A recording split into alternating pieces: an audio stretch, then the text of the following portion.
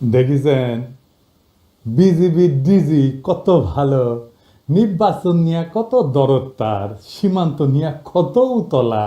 দেখেন দেখেন ভালো করে দেখেন। হ্যাঁ, ইনকে ডিজি আমরা তো চাই, তাই না?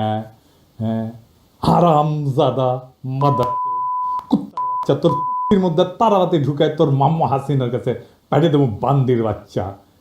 কেন গালি দিচ্ছি? হ্যাঁ, উই তো আর্মি, আর্মির বড়, এতই বড় যে নিজের নিজেই মারবার পারে, আর কাউরে লাগে না। পুলিশের আইজি যদি বদলানো যায় তাহলে বিজেপির ডিজি কেন থাকবি? ওই ইলেকশন করবি, ওই অন্তর্ঘাত করবি, ও প্রধানমন্ত্রী কাটাল রানীর নির্দেশনা করবি, এডিটর সাহেব দেন জাউরাট জাউরা সিং মেরে দেন, আরেটা দেন, আরেটা দেন, আরেটা মারেন। আর সামনে থাকলে চালা মুখ ফাটে দিলাম নি, একেবারে নাক মুখ ফাটে দিলাম নি। হারাম জাদা এ জাউরা শোন, এ দাঁড়ান দাঁড়ান এডিটর সাহেব, ও বাম্বু দেওয়া এখনো শেষ হয়নি, স্ক্রিনে রাখেন। দেখে দেখে গালি না দিলে জোশ আসে না শৈলে।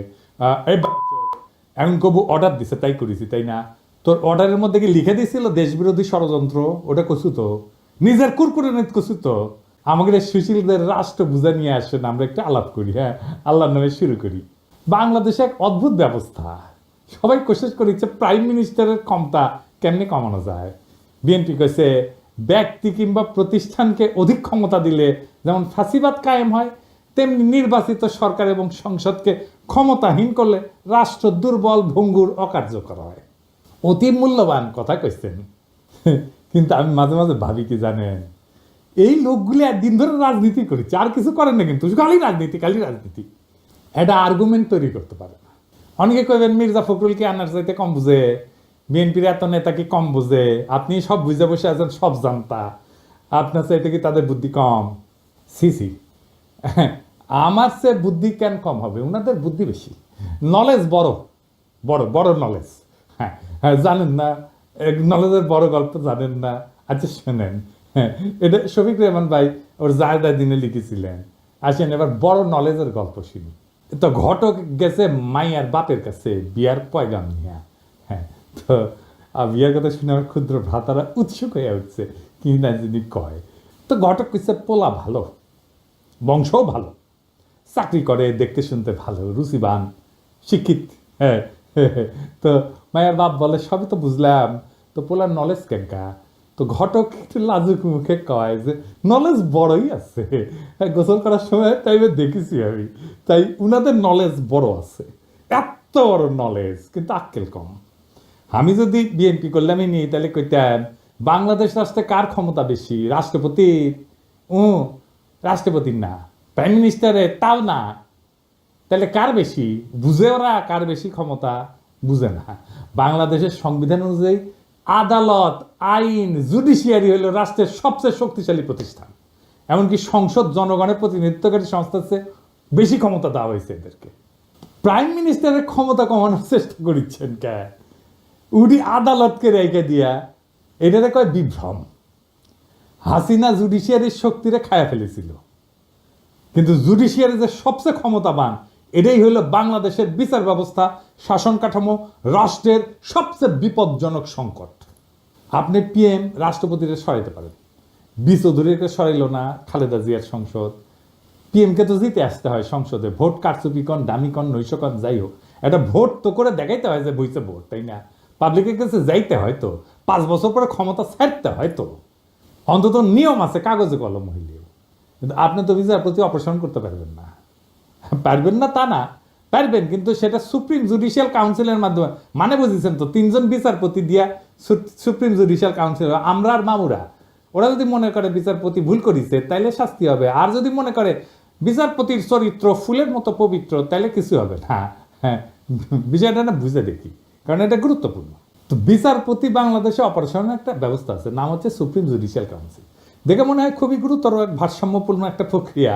হ্যাঁ, কিন্তু এটা খেয়াল করেন, এই সুপ্রিম জুডিশিয়াল কাউন্সিল কাদের নিয়ে তৈরি? প্রধান বিচারপতি আরো 2 বিচারপতি, মানে বিচারকের বিচার করবে বিচারকই, বন্ধু বিচার করবে বন্ধু।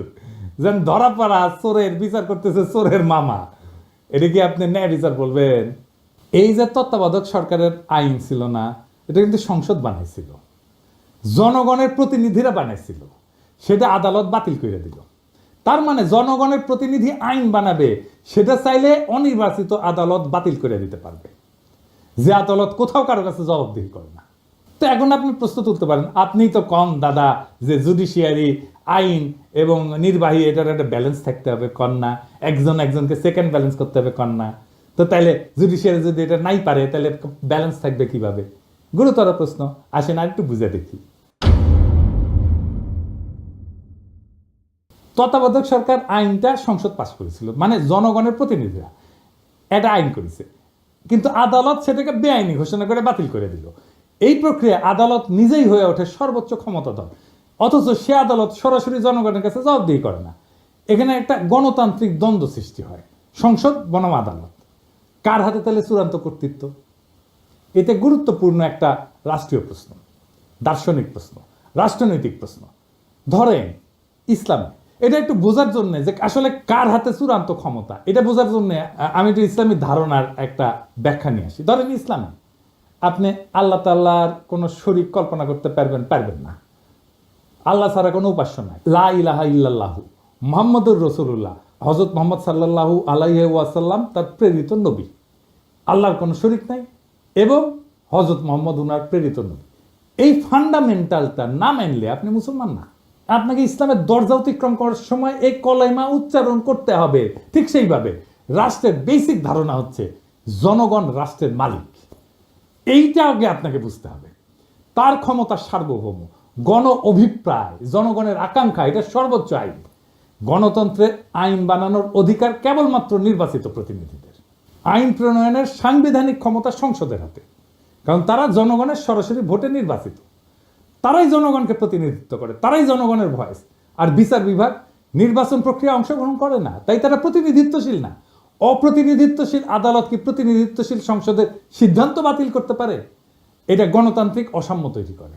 আদালতের এই ক্ষমতা মানে আইনসভা বা সংসদের আইনকে চ্যালেঞ্জ করার অধিকার সাংবিধানিক হইলেও সেটা একটা সীমা আছে। আদালতের কাজ হইল আইন সংবিধান বিরোধী কিনা সেটা যাচাই করা, এটাকে বলা হয় জুডিশিয়াল রিভিউ। কিন্তু আদালত সংবিধান নিজেই ব্যাখ্যা দিয়া এমনভাবে পরিবর্তন করতে থাকে যেটা জনগণের ইচ্ছা অভিপ্রায়ের বিরুদ্ধে যায়। তাইলে আদালত নিজেই একটা স্বৈর শাসন হয়ে ওঠে, জবাবদিহিতাবিহীন শাসক শ্রেণী হয়ে ওঠে, আনঅ্যাকাউন্টেবল রুলিং ক্লাস হয়ে ওঠে। আদালত তখন গণতন্ত্রের অভিভাবক না, বরং গণতন্ত্রের বাধা হয়ে ওঠে। বাংলাদেশে সেটাই হয়েছে। আদালতের ক্ষমতা সীমাহীন হইলে ব্যালেন্স অফ পাওয়ার ভেঙে পড়ে। যদি আদালত চায় তাহলে সংসদে যে কোনো আইন বাতিল করে দিতে পারে। তাহলে কে বেশি ক্ষমতাবান, সংসদ না আদালত? আদালত। আবার সংসদ আদালতের বিচারপতিকে অপসারণ করতে পারে না, বুঝছেন? তাহলে এখানে সেকেন্ড ব্যালেন্সের কোনো ব্যাকরণ তো কার্যকর থাকে না। অর্থাৎ আদালত নিজেই একটা অদৃশ্য স্বৈরতন্ত্রের রূপ ধারণ করে। তত্ত্বাবধায়ক সরকারের আইন কোন একটা দলের ইচ্ছার ফসল ছিল না, তো এটা সর্বদলীয় ঐক্যমতে রচিত হয়েছিল, জনগণের আস্থার ভিত্তিতে এটা প্রতিষ্ঠিত হয়েছিল। আদালত এটাকে শুধুমাত্র ব্যাখ্যার খেলা দিয়ে বাতিল করে দিল। তাহলে তো আইনের যে একটা গণতান্ত্রিক ভিত্তি আছে সেটাই প্রশ্নবিদ্ধ হয়ে পড়ে। তবে আদালতের তো একটা ভূমিকা থাকা জরুরি, কিন্তু সেটা সীমিত। সেটা কি আসেন আরেকটু বুঝে দেখি।